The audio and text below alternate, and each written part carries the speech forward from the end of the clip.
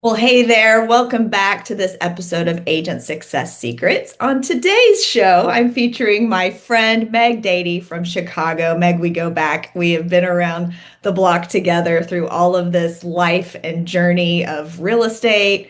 And it's been such a joy just watching your growth, your successes, and some fail forwards along the way, which is a part of all of this, right? And so today specifically, I want us just to dive into something you mentioned on a call the other day, which was a 2025 reset. I know we're already past that midway point, but I think this is a good tool for us to bust out anytime that we're feeling a little off track. So first off, before we dive in, who are you, where are you, and what do you do? And then let's rock.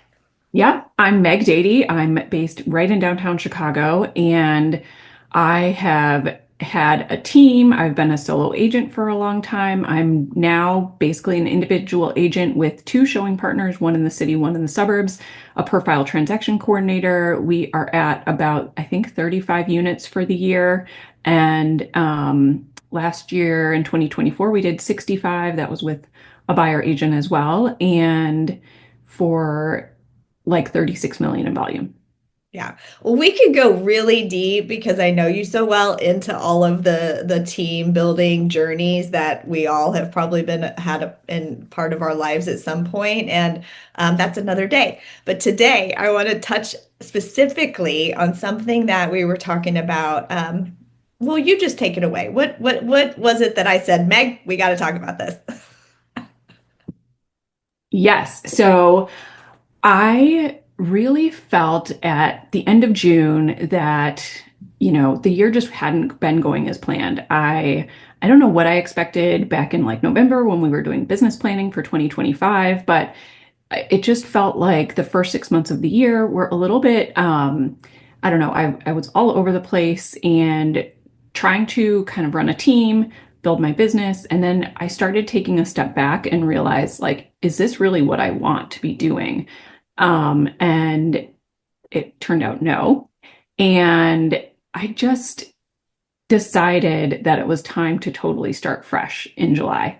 And so at the last minute, I booked a health retreat right around 4th of July weekend and just knew that when I came back from that, I wanted to start things completely fresh and just have a whole new outlook on the rest of the year and really figure out, like, not just for the next 6 months, but kind of where I want to go for the next 18, 24 months, and use this month as a little bit of a catalyst to just set the wheels in motion for, where I want to be going forward. I just think that's such an important question that you asked yourself. Is this what I really want? Is this what I really want? I've been asking myself that a lot lately, but then I don't necessarily know where to go to find if it is truly what I want. So, kind of go a little bit further into what you came up with. Yeah, it's really hard to find clarity because we have so many different options. Like I could, continue to build the team. I could go work remotely from somewhere, and all of those are great options, but they might not be the right ones for me. So I will share my screen. I kind of in the midst of this really loved an episode that Jay did on the One Thing podcast called the Mid-Year Reset. So he had a framework for reset, which is his acronym. And so I kind of took that and added to it a little bit. So let me share right now. So, I felt like everything was a little bit different. And I started asking myself, so for his reset framework, reflecting what had gone well so far in 2025 and what hadn't gone well. Where was I feeling misaligned? Simplifying. What am I doing that if I stop doing it would make everything else easier? And then just like establishing a habit or activity that I could really hone in on for the next basically 21 days. I like kind of like a shorter sprint to just get something in motion and keep the movement to create some momentum. And then for T, he had time block, but when I put this through ChatGPT, it said take action, which I also liked. So I think figuring out like what's kind of one small action that I could do to just take action right away and just get moving. So these were sort of like the basic questions that I started asking. And then I'll get into a little bit later, but I ended up like writing a letter to myself on December 31st. So not like a 10-year letter, a 6-month letter. If, and it basically asked like, 2025 has been the best year yet. Here's what happened. And then kind of imagining that made me realize, okay, this is what I want to do. I want to work remotely from Colorado for 3 weeks in September. Like, that's coming up kind of soon. I need to get moving on that. Or, here are the number of transactions that we want to do in order to kind of like make working remotely happen. For my health, I have a lot of health goals, and giving up chai lattes is one of them because sugar is kind of now like my kryptonite, and it's not like chai lattes. There's nothing inherently wrong with those, but having like 50 grams of sugar in one drink and usually having like two of those and maybe ice cream at night, like the sugar just sets me down a path for the rest of the day that I would rather not go down. There's no judgment what one way or another, but I just would rather kind of like have a little bit healthier habits. And so chai lattes are like, they are the one thing that if I cut them out would make everything else in my health easier or unnecessary. So I really just started reflecting on what had gone well and what had not gone so well. So I have a worksheet that I will send you because this is really hard to read, Yeah. but these are going a little bit deeper on these questions. And I think the evaluate piece is really important because I I often come back to the 7 circles, and there's only 6, I guess, listed here because in the 7 there's business and job, which is a little bit confusing. But I think like almost quarterly coming back to these to see which area might need a little bit more attention can be really helpful.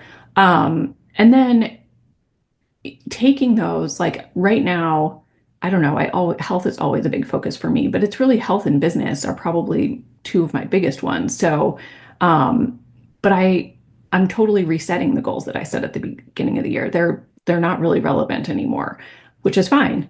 And I think getting to the next step of simplify, the chai lattes are one that I kind of joke about, but that is a big one that I can probably let go of.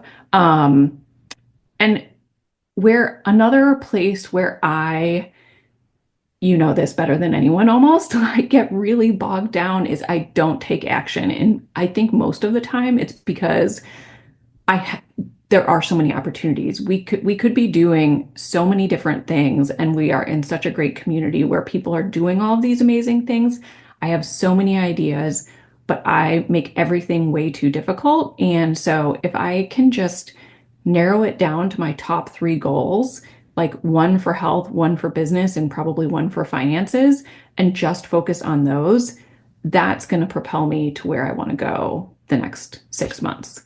Um, and then we were joking. I think this is where this conversation kind of started, our side text, because I have been joking that I want abs, and I have never had abs. And it sounds like a silly goal because it is kind of totally unnecessary, but it's a goal that tees up all of the rest of them. So if I can focus on, is this chai latte or, cookie going to help me get abs? Usually the answer is no. And so it's just a framework that's going to help me reach all the rest of those goals. So I decided that was one of my goals. And, now I'm embracing it rather than joking around about it. So I think the take action piece for me was just really identifying those habits, but also chunking them down a lot. So, for the health goals, it was kind of like chunking it down to what do I need to do to get abs? And I had been doing this week actually a 10-minute ab video every night. So I will show you, because along with this, I made a vision board, and you can see Jennifer Aniston's abs are prominently featured there. But there's a lot of health goals on here. And so I don't know, this was like Saturday probably.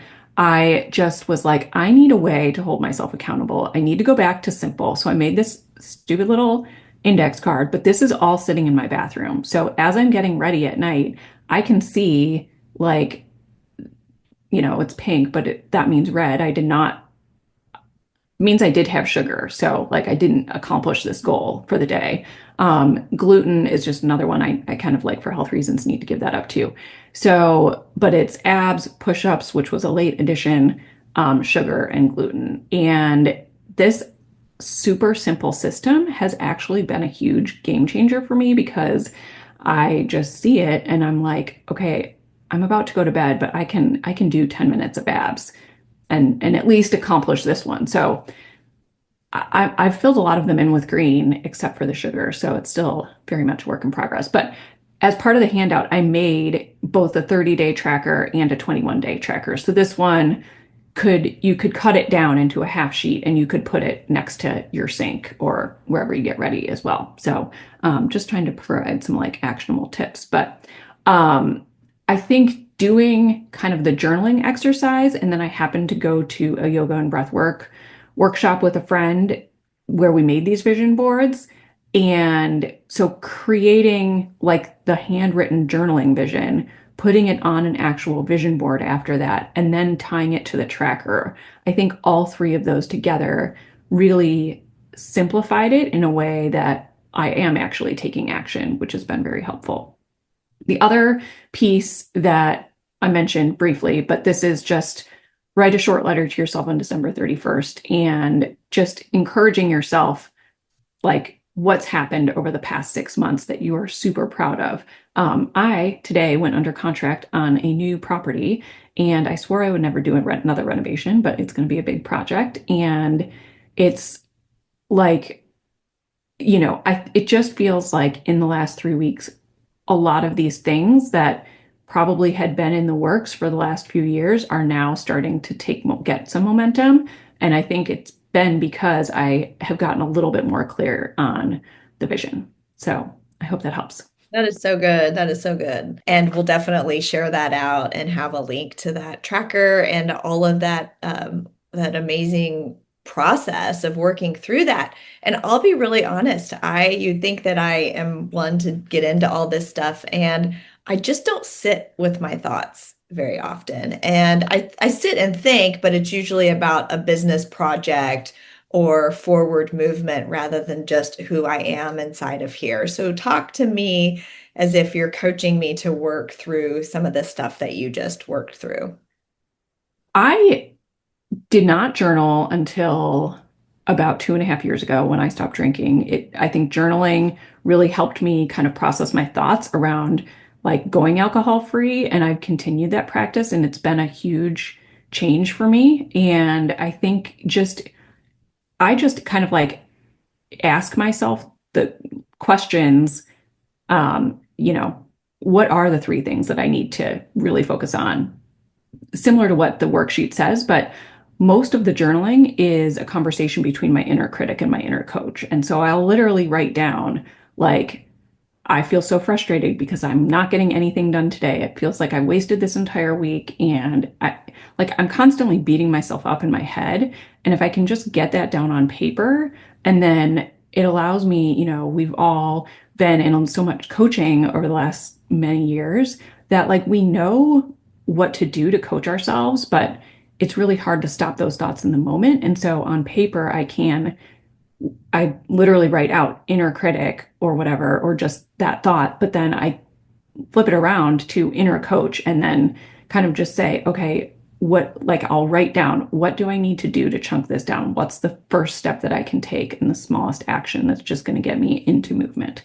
So I think if I were coaching you to just start thinking through these things, it's just, think about maybe one of those goals, health related or something like that. And, where would you ideally like to be in 6 months? But then working backwards, what's one small action you can take now? So, what do you think? Let's just bring this back to the real estate arena, which is what helps us fund the life that we love.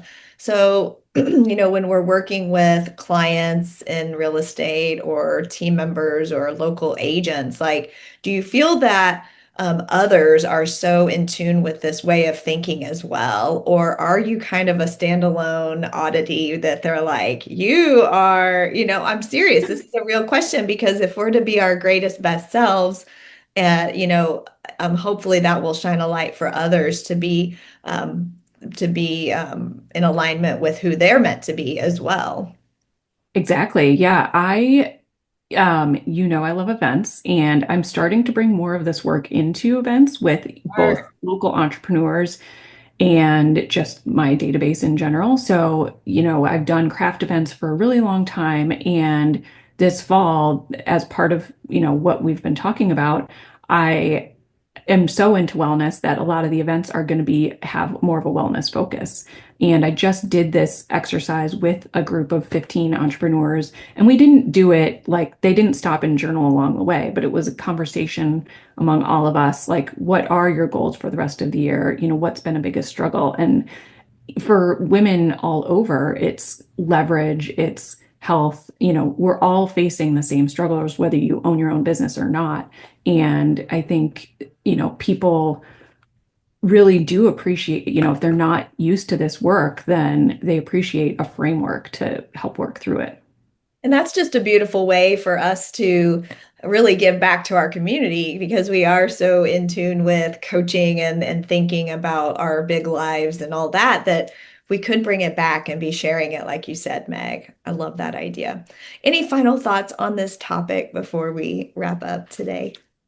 I am now really excited about the next 6 months. And so I would just encourage everyone to just take an hour, go to your local coffee shop, answer some of the questions. You're not going to answer all of them, but just really think through what's if it were December 31st and we were all meeting again and having a conversation and you said, this year has been amazing. I cannot believe where I've ended up. What would it take for that to happen in your health, in your business, in your finances, and even in your hobbies and relationships? So I'm super excited to just hear like what you end up doing. I love it. Thank you for sharing. I appreciate you so much. Thank you.